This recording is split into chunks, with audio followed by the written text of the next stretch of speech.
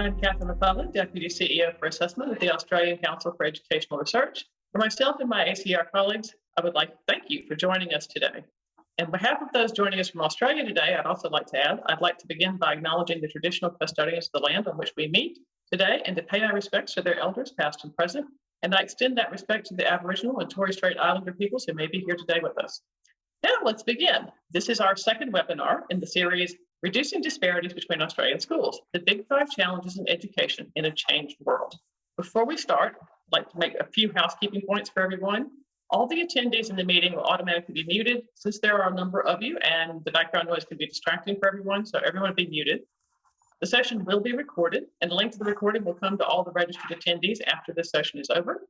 If you have questions, please post them using the Q&A feature of Zoom, not the chat. We don't want to lose good questions in an active chat log. Please post the questions as they come to you. We may ask the speakers to respond to some of them if they're appropriate to the topic that we're already discussing, so they'll be interspersed, so please don't hold them all till the end. Time permitting, we will have a Q&A session at the end of the webinar for anything we don't cover in session. If there are questions we don't get to, we will try to respond in writing to those later. And registrations for the third webinar in the series are now open. The link will be emailed to all attendees after today's session. And we hope to see you there as well. Now, on to the thing you came for, which is the content.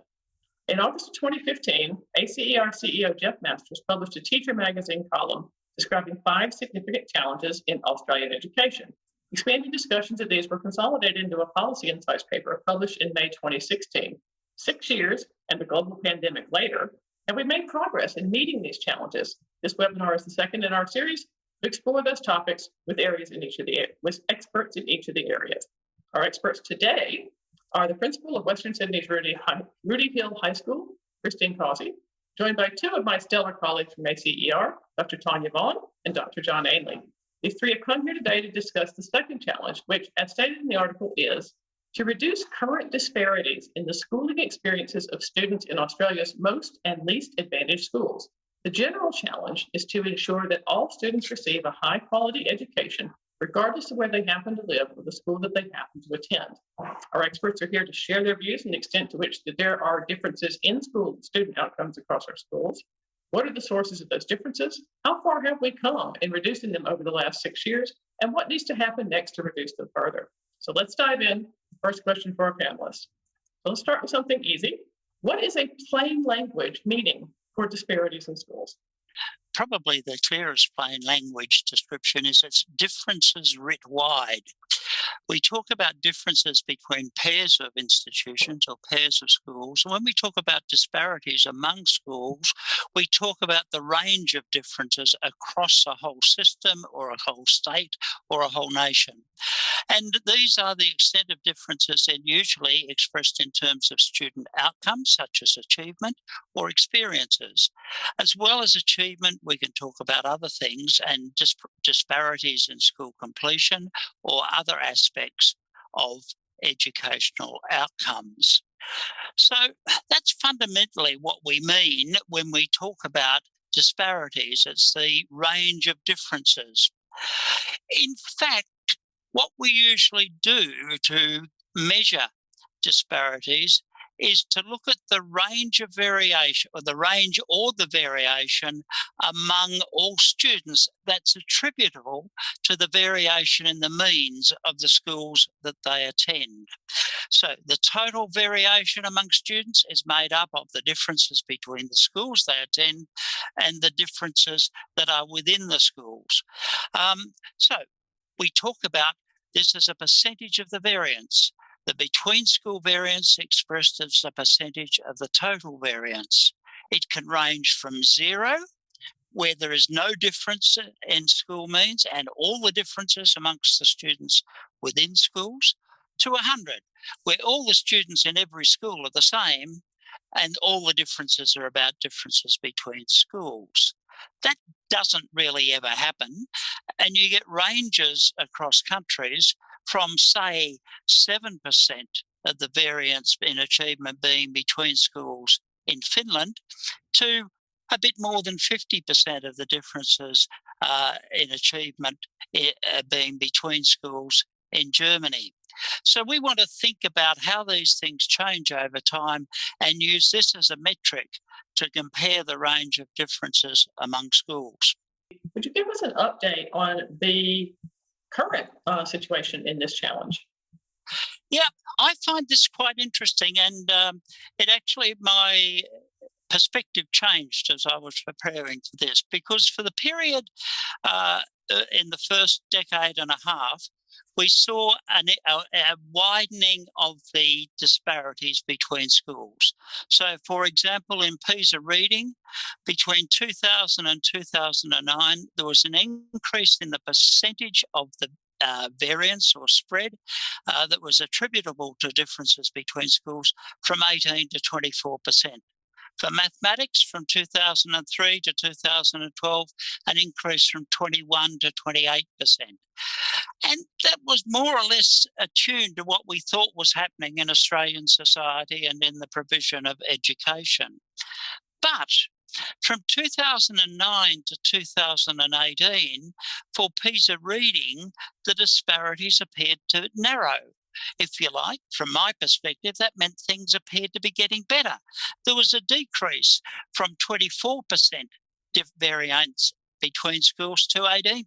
So we were back to where we were. This was a surprise.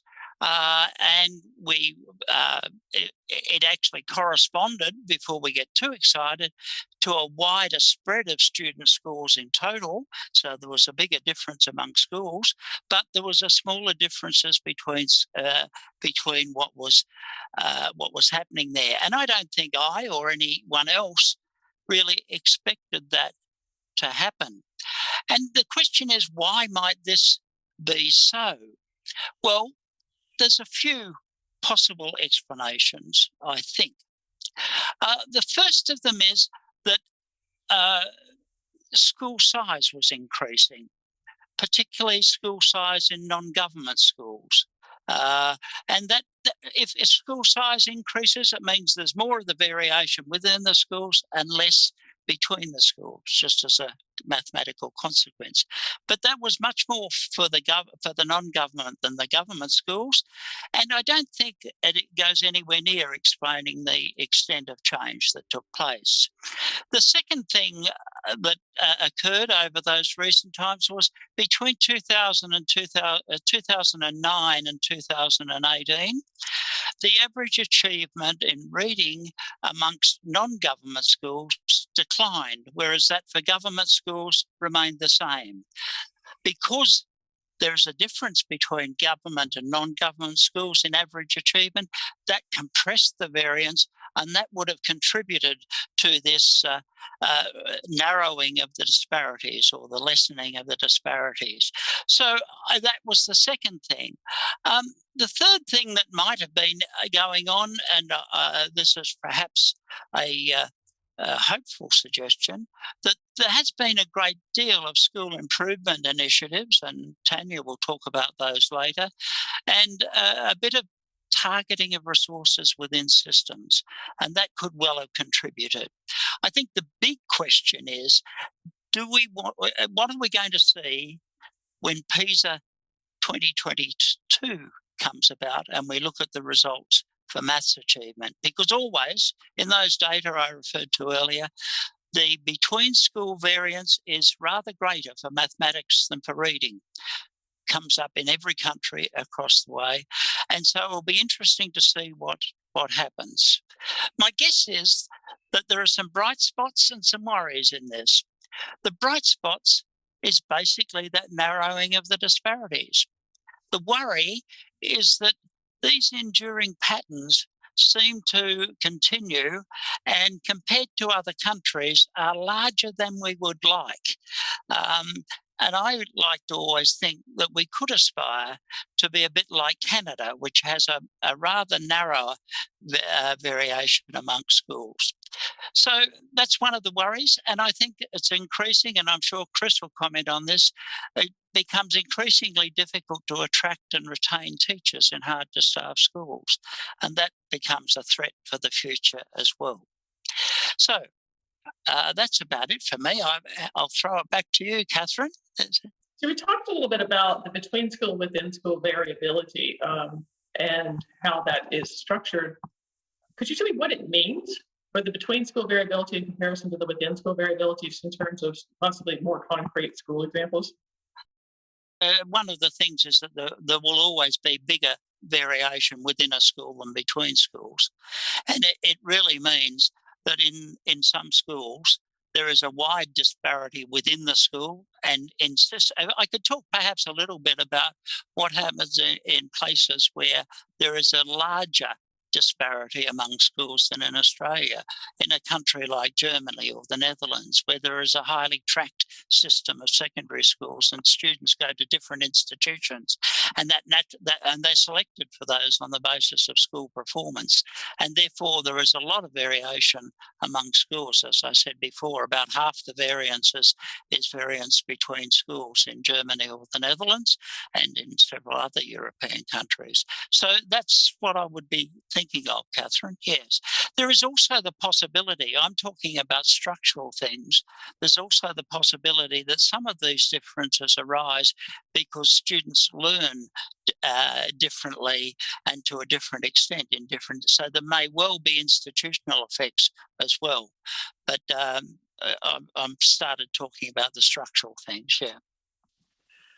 We've got a question from the audience, which actually seems relevant, so I'm going to toss it to the three of you and let you answer. The question is, did the changes in disparities in Australia align with the increased funding from the Gonski funding increases? Did those two things change together, or were they not related to each other? My comment, and I'd love to have Chris comment on this, but my comment on that would be that the two things happened roughly at the same time, and it's a possibility that might have happened, that there might have been an effect of the funding, the Gonski, the post-Gonski funding may well have had that effect. Yeah. Chris, do you have a comment? How long do I have for the thesis, John? Oh, it's up to Catherine. It's not. I obviously, there are a few things John has said that I could think about putting some challenge on. And if I can speak about what I know best, and that is New South Wales, the within school differences, in fact, in New South Wales, there is some evidence of growth in that.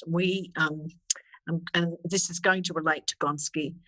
In my opinion, a very sensible decision was made in New South Wales to stop using ACER as the measure of the variance within schools on the enrolment data, and to use Family Occupation and Education Index instead. And what that suggests is that a family's occupation and their level of education are predictors of educational advantage. So that's the way we do that in government schools in New South Wales, and it is used in some other areas. The reason for mentioning that is that at Rooty Hill High School, so we still have a 4-quadrant model, but at Rooty Hill High School, 73% of our students are in the bottom 2 quadrants of that FOE. Many of our parents have actually completed Year 12, but they did not complete it in Australia. And their occupations do not necessarily reflect their education in another country. And we do know that, 25% of the Australian workforce overall, given that some of us are old and grey, only about 25% of us ever went to school in Australia. And there is a very wide variation as a result in the communities and type of employment that's expected. So how does that relate to Gonski? Well, I would argue that the first 4 years of Gonski funding in New South Wales was delivered using a needs-based formula and using it based on the FOE, and this is within the government school sector. The Catholic sector chose to use a different model, and I'm not going to comment on that. I don't necessarily think it was the right one, but they chose to do what they do. And the independent sector varied quite a bit because for the most part, the independent sector represented those Catholic schools that were non-systemic, and then the actual independent schools through from some of our most elite schools through to some of our low-fee paying schools. I have no doubt that had we at Rooty Hill received Years 5 and 6 of Gonski, and we do have a slightly modified form in New South Wales, but it's not the full amount, That would have put an additional $5 million into Rooty Hill High School, and would have enabled me to address the very deep issues facing particularly those students who are in the bottom quadrant at our school, which includes students with 125 students who require individualised learning plans. We have 1,100 kids. We have 48 students with chronic health issues that need to have a decent response.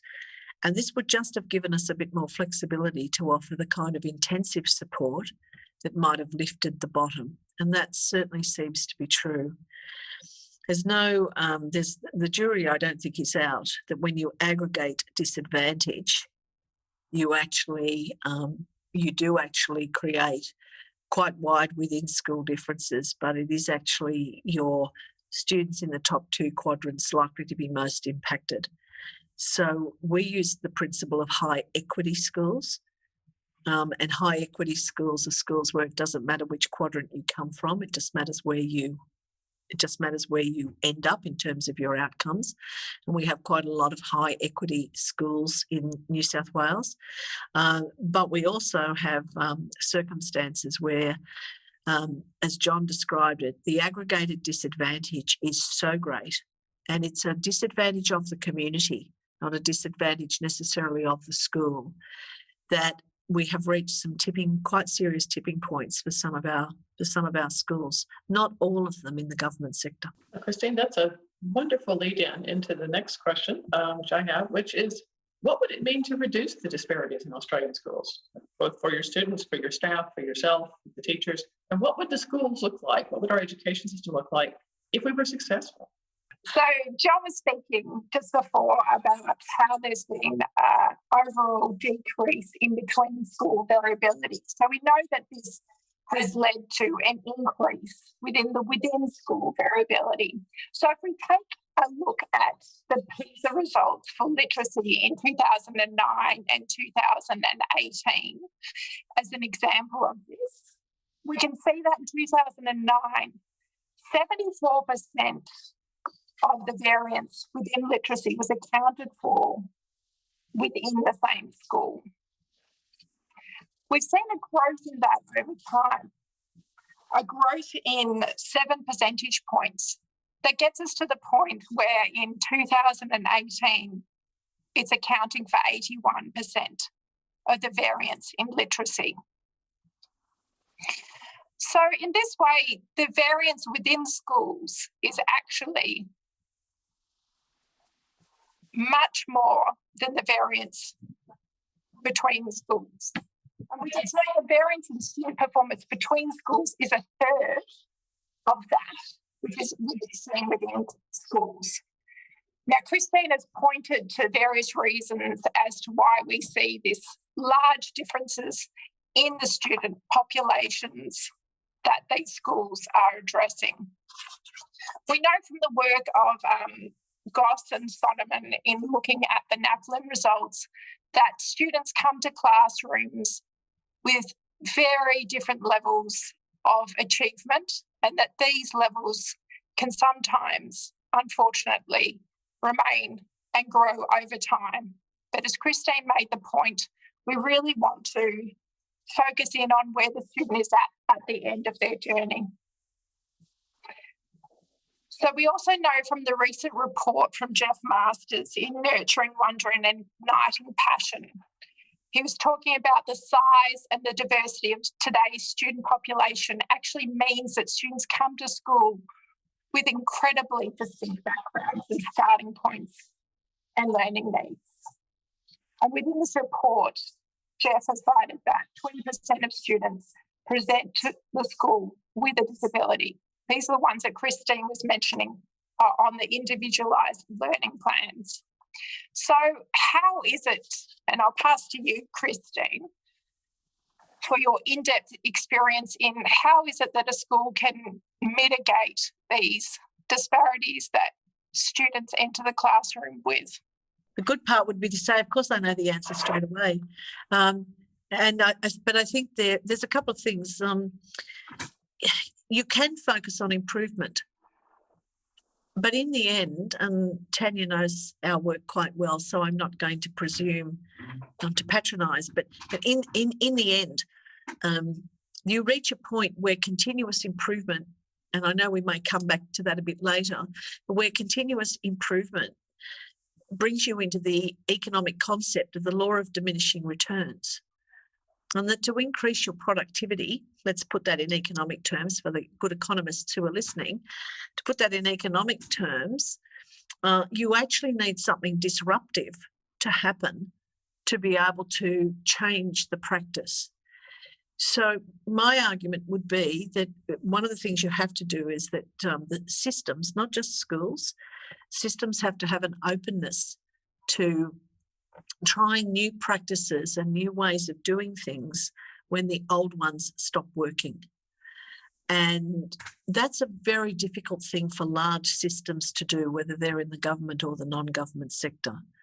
It is a somewhat easier thing to do in a school where you actually have control of the key stuff, which is the curriculum that you're offering, and the way that you're doing the assessment within guidelines, of course, and the ways that you wish to operate. One thing that we have found extremely useful at Rooty Hill is to identify those programs, strategies, actions that are universal. What can we do with everyone? Those that need to be targeted to particular groups of students, and in our school that would include our significant Aboriginal enrolment, and those that need to be intensive. And whether that is intensive in learning or intensive in health support or intensive in behavioural support, within any school there'll always be a pattern of looking at the universal, the targeted and the intensive.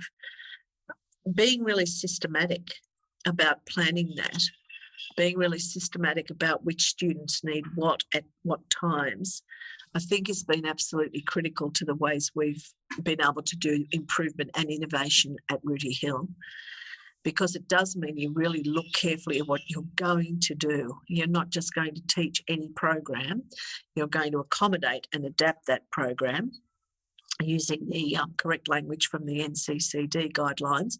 You're going to accommodate and adapt that program so that you can offer it in a universal, targeted and intensive way.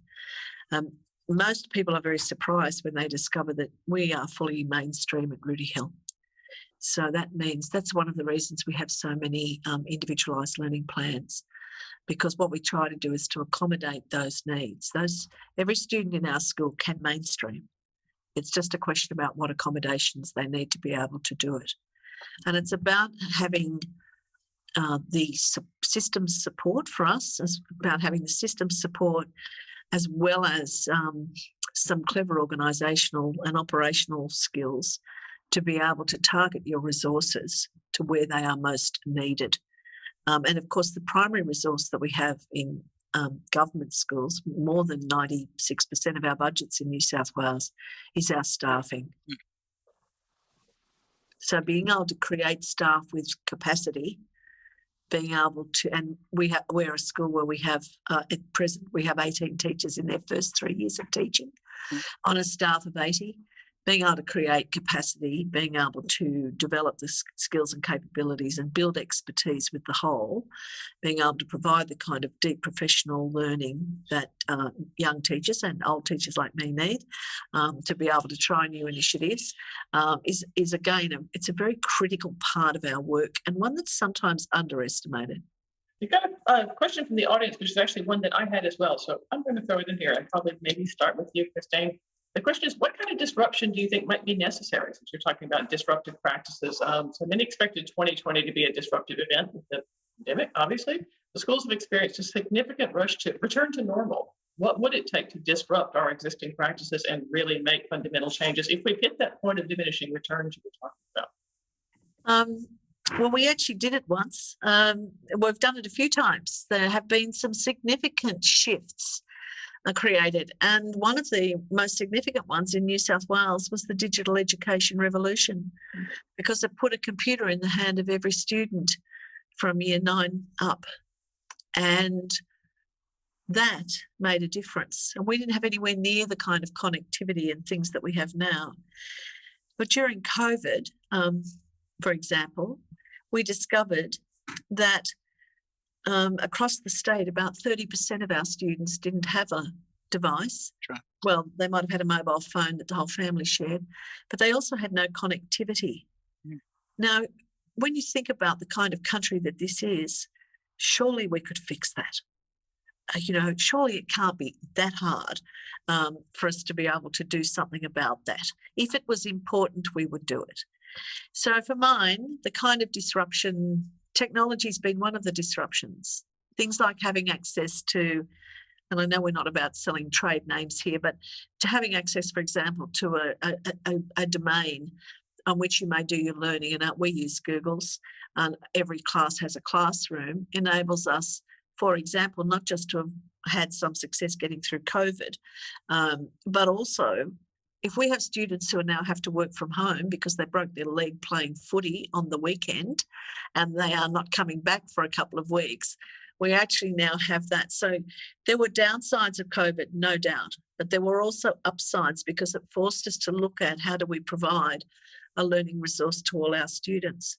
It's just that some of our schools don't have the resourcing to be able to do that. Rooty Hill's located in a metropolitan area. We've got, we got our last NBN connectivity to Rooty Hill. Was one of the last suburbs done in Sydney, but we were done just during COVID. So there are things we can do and if we as a community think it's important enough to support the kind of shifts that we want. But we can also look at our educational practice. I think that we, and I'm blatantly political about this, I'm very pleased to see the report that Geoff Gallup has just done with the team for New South Wales on the workload complexity of teachers and what they are now asked to do and what they've been asked to do. Last night I attended my first day of the International Confederation of School Effectiveness and Improvement Conference.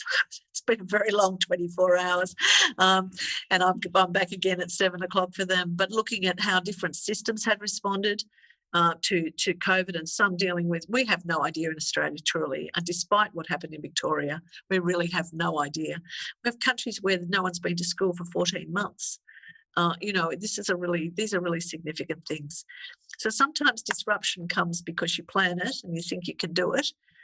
Sometimes it comes because a big black swan, like a COVID-19 will fly into your life and force you to respond in different ways. My least favourite is when policymakers do it without consultation. My best favourite is when systems work together to do it with deep consultation with the profession. I think I agree with Christine that for all the downsides of COVID, it created opportunities to find new ways of educating young people, and I think that was very good. But I think Christine alluded to the fact that the fact that it relied on technology meant it possibly widened the opportunity gap between those who are in affluent areas and those who are in less affluent areas. And it probably widened the gap also between schools that were either better or less well provided with those technological vibes. My personal experience was I was very surprised at the differences amongst the schools I had contact with as to what resources they had available to use to provide remote teaching. So yes, Chris, I agree with you. Yeah. I had a similar experience too in working with schools over that period where there were large disparities between what was provided and able to be provided to different schools in terms of connectivity, in terms of devices. But also, I like Christine's point, the trying the new practices when old practices stop working, and that this can be used in moving forward to think of school in a more dynamic fashion, where if a student is on an individualised learning plan, maybe there is accommodations more easily for them. For a portion of that to be remote learning and also in catching up as well. If there are a way, we've got those systems in place. So I'm hopeful that this will lead to a better future in reducing disparities over time. Catherine, could I make one other comment following on from what Christine said? Is I think when we talk about disparities among schools, we really need to see this as the responsibility of the system. It is about resourcing and it is about support. These things are not they're partly the responsibility of schools, but they're largely a system responsibility. And these indicators are not indicators that apply to schools. They're indicators for the whole system. What are the big factors in Australian education policies that contribute to things like student residualization? And what policy decisions or changes could we make that would be most impactful in reducing the disparities between schools? Yeah, look, I think they are social factors and they are educational factors. The countries that have low disparities among schools have a number of features, and I think it's worth thinking about those. The first one is they have even distributions of income across the community. If you look at the Gini coefficients, which is a measure of income inequality for Finland, it is very low. For Canada, it is low. For Australia, it's middle. For the United States and the United Kingdom, it's a bit higher than in Australia. So countries with low disparities among schools also have even distributions of income. And when I was a young firebrand, I was much impressed by an article by Anthony Crossland, who was a minister in the Wilson government, arguing that, in fact, you couldn't have equality of opportunity without having a fair measure of equality as well. And so I think that's the first point. The second point is there is a low stratification of the system. That is that there are relatively few selective schools. Those countries that have low disparities among schools have systems which operate in comprehensive ways. So, for example, Germany, which has a fairly even distribution of income, has a high disparities between its schools because it structures it that way. It's a choice they've made. And I think, and the OECD publications tend to agree with me, that you get better results if you have a more even educational system. And the third one is that in the countries that have low disparities among schools, there is strong support for continuous school improvement. The sort of school improvement that Christine was talking about that's so essential, and Tanya knows a lot about, is supported by the system. It doesn't just happen because of school initiative. It happens because the supports are in there and the resources are available to make the difference. So I think it's those things that, for me, are the big picture. Low stratification, even distribution of income, and strong support for continuous improvement. Yep. Looking at the various different ideas that sit underneath that piece of looking at continuous improvement. And as Christine was saying, when we try new practices, what new practices do we need to try when old ones stop working? So we have a wealth of knowledge now in educational research in looking at meta-analyses, say from the work of Professor Steve Higgins out of Durham University.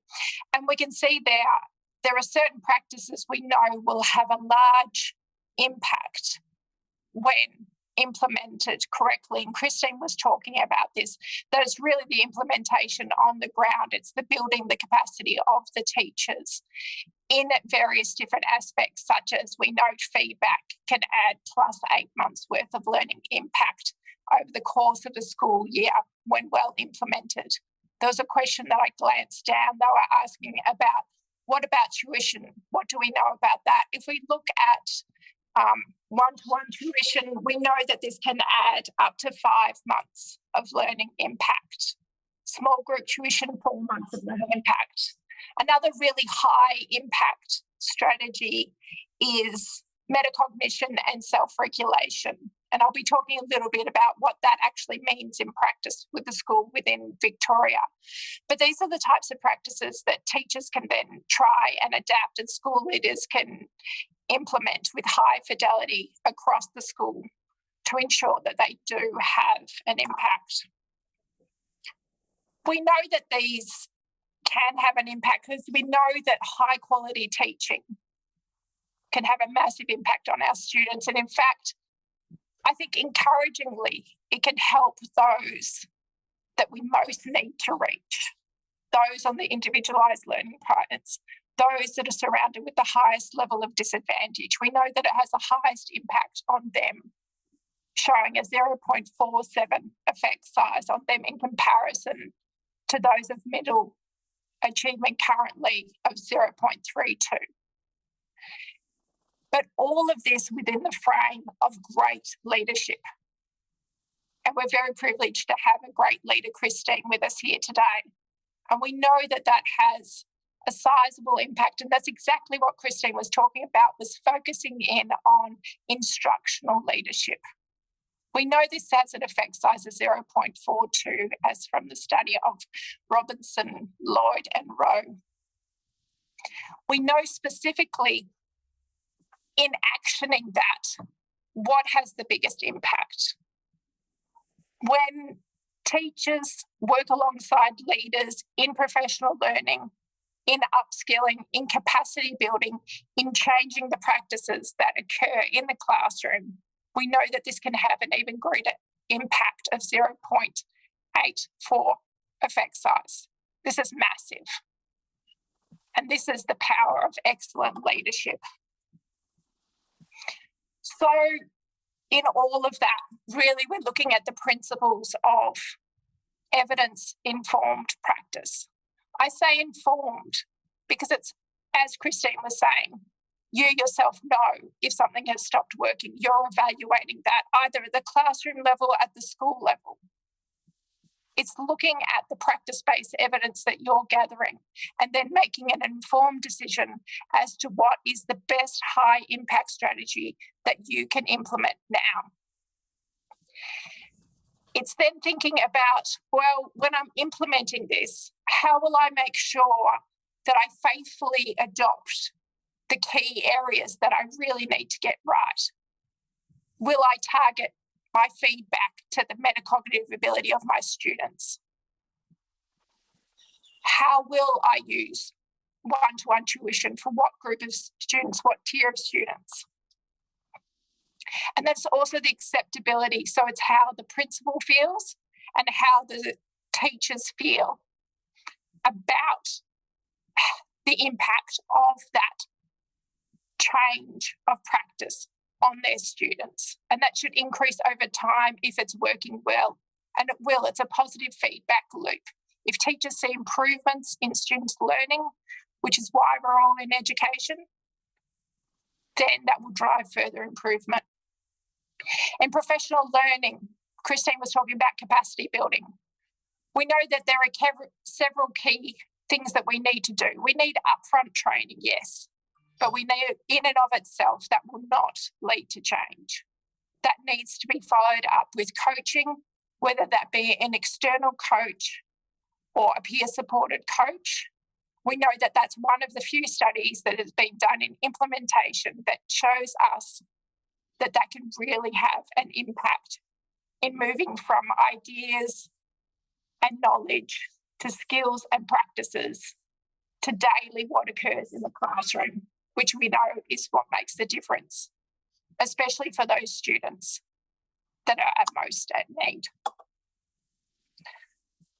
Following on from that, one last point, we know that deprivatization of practice, so making sure that there is consistency across the school with the practices is crucial. And this can be led in different ways through walkthroughs, through a scoreboard system. Different schools do it in different ways. So what does that look like on the ground? We've got some examples of practice that we've been working with schools in Victoria, worked with 5 different schools, really looking how they could embed metacognition into their school. We targeted schools that had an ACER, Christine, of 1,000. And we partnered, this is with my role at Evidence for Learning, and also with the Science and Research and Learning Centre. And I think the best way for me to illustrate this work is to show you what the implementation plan actually looked like. So here's the implementation plan that Wodonga Senior Secondary College in Victoria came up with in regards to implementing metacognition. And it so happened we had the professional learning face-to-face on the 11th and 12th of March, which was a day before we all went into lockdown. So it was the most fortunate timing. And these schools were able not only to impact and increase the use of, they were looking at high impact strategies for the best way for students to learn, not only in their own school, but they also shared this more broadly with their networks. And this is an incredible success story amongst all the difficulties and challenges that were faced. And this is the kind of, I think, what Christine's talking about, specificity that we need to get to in practice. And the schools built this themselves. So we spent 2 days with them. They spent a day writing this implementation plan, which they adjusted over time in response to the remote learning lockdown period. And another model that I've been very fortunate to be involved with is that of the Northern Territory Learning Commission. That has seen growth from 5 schools in 2016 to 11 schools last year, and then up to 13 schools this year. And that's working on a school improvement model as driven by student, leader and teacher co-leadership in looking at an improvement cycle, the Northern Territory Government School called School Improvement Cycle, and all the schools within there, again, Christine, apologies, have an ACER below 1,000. I never object when it's money. I know. Tanya. Oh, never. Oh, good. I never object when it's funding. Oh, no. No, that's okay. So, and they're seeing, and we're yet to measure the impact of that program, but that's a real way that we can empower our students, especially and we have within that primary schools, high schools, and also a special school as well. The special school has been spreading what they've been learning with the other schools. So that's an incredible example of how we can make change at the system level. And that's work led by John Cleary and Summer Howard. And I'll stop there. Can these high-impact teaching strategies, like Christine was talking about, or you were talking about, Tanya, counteract the impact of the kind of large-scale policy decisions John's been discussing, such as the stratified educational structure? So when you implement this in the schools, can it counteract the policy? Yes. That's an easy one. Well, meta-analysis would tell us, and we know that specifically within the school setting, the work from Durham University shows us that they can work above and beyond policy. John, would you agree? I agree with you entirely, Tanya. Yes, there's enough examples of succeeding against the odds to support that proposition. Yep. My view would be that you shouldn't have to. If you've got your policy settings right, you shouldn't have to. But I think there are 2 shifts we could talk about that I think are have been really, really significant. And one of them is actually to do with the growing connection in professional learning networks of teachers, not only within their local school networks, but using technology with international networks, and being able to put together coalitions of schools, coalitions of teams that would want to work together to improve, for example, an aspect of curriculum. They're best if they've been really good where they're system supported, if you have a system, but they don't have to be. It's amazing how many schools, if they see something that has got some evidence-informed behind it and possibility for some innovation and new idea, will sign up to be part of a collective of a group working together on that. And essentially that's what Tanya's describing, the capacity of schools to work either within the school with bringing teams together or across schools, bringing teams together.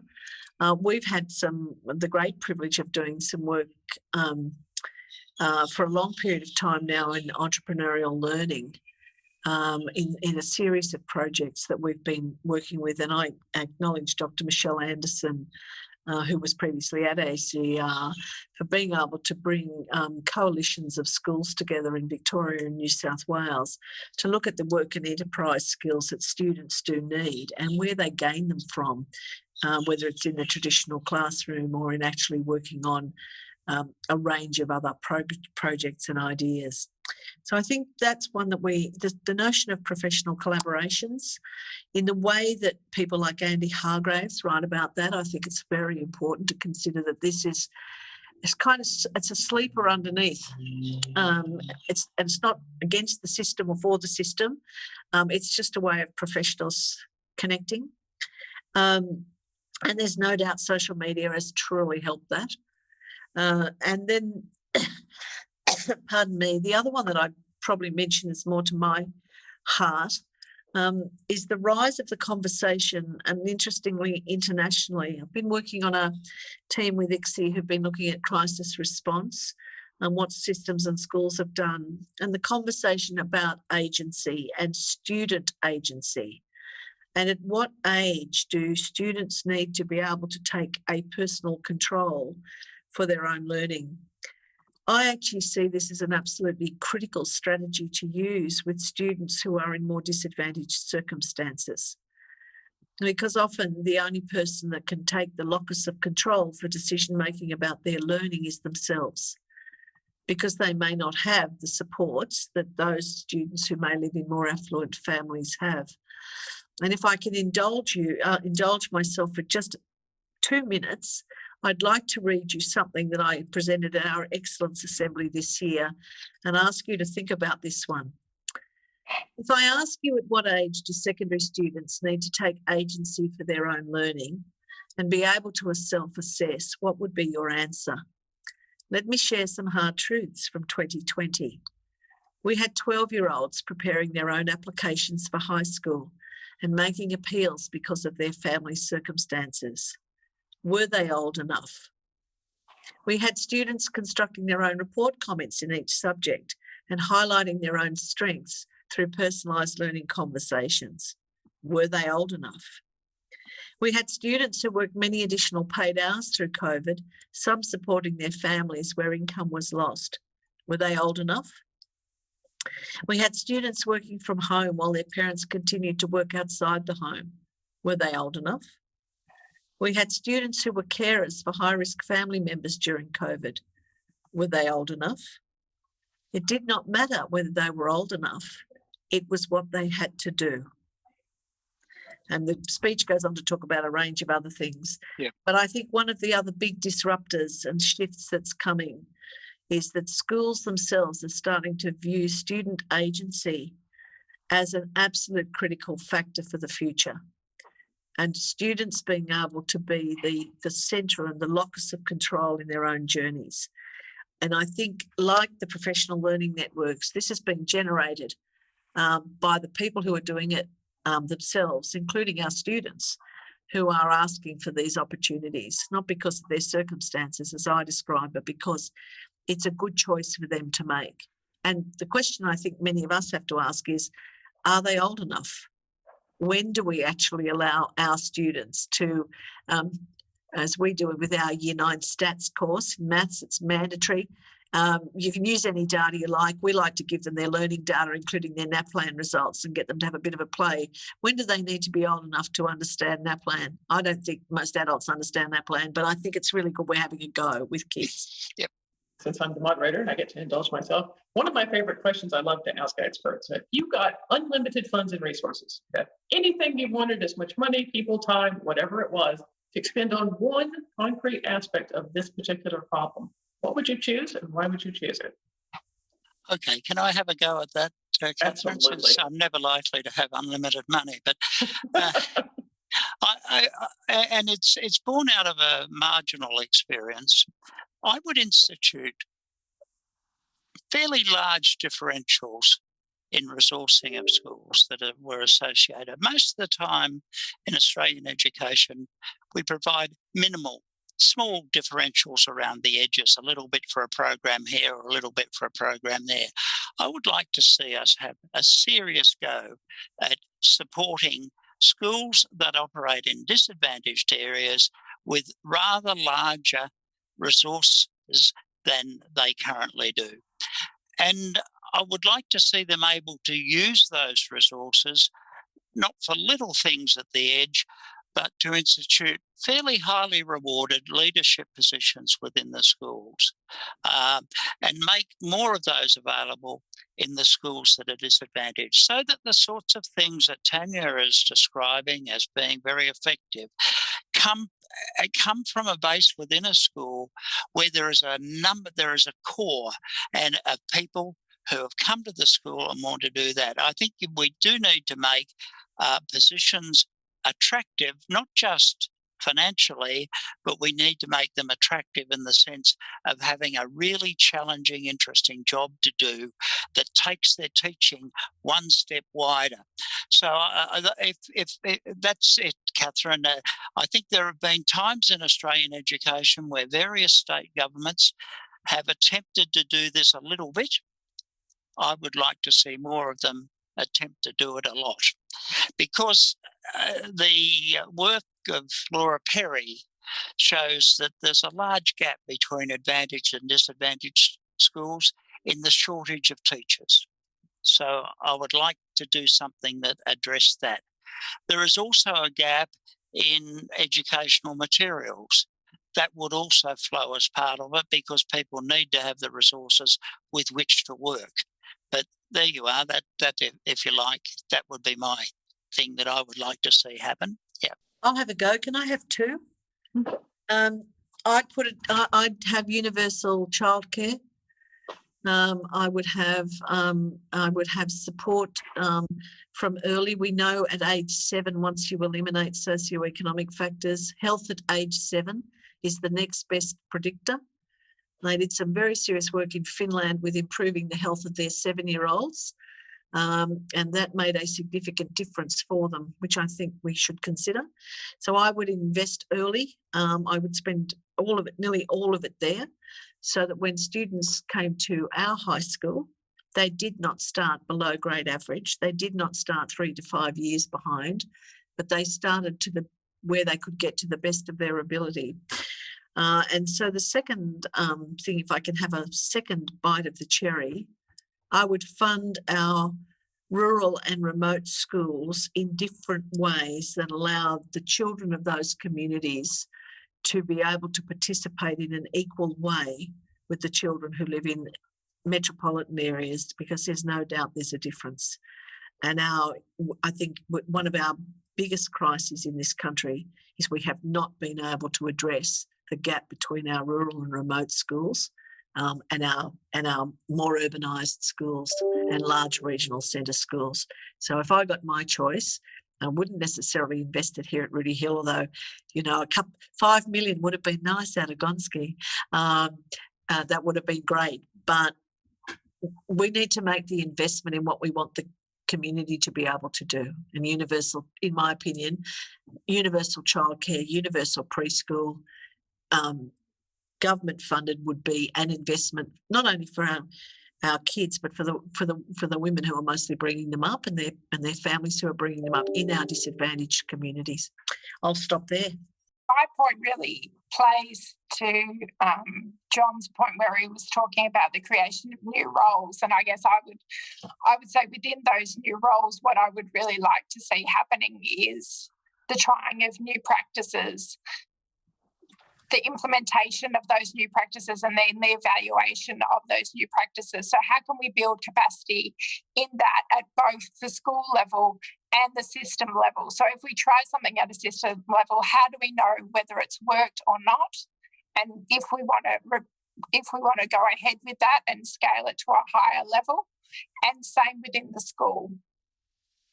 And it speaks to Christine's point on when something stopped working, we try new practices. So really getting thorough around that, around the aspects of implementation, science and upskilling in that, and then providing the time and the capacity of both leaders and teachers to then fulfil their everyday role in that implementation plan, because that's where we're going to make a difference to every single student. Thank you very much. I would like to just point out, echoing Christine's point, the getting students off to the best start in life is the subject of another one of the webinars in this series, the fourth one coming up on May 5th. So please come and hear more about that.